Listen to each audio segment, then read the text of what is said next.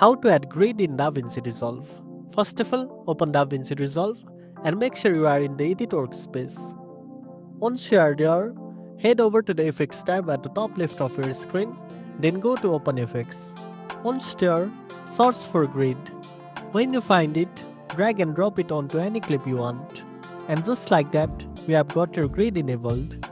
But keep in mind, if you want the grid to appear for the entire timeline, it won't work like this, because the grid will only apply to the selected clip.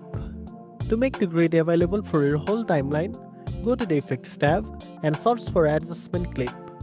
Drag an adjustment clip over all your clips.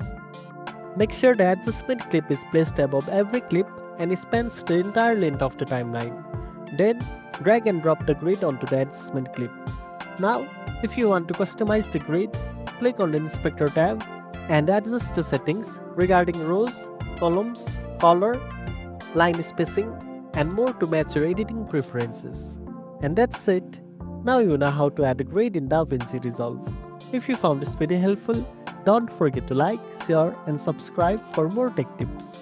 Thanks for watching, and I'll see you in the next one.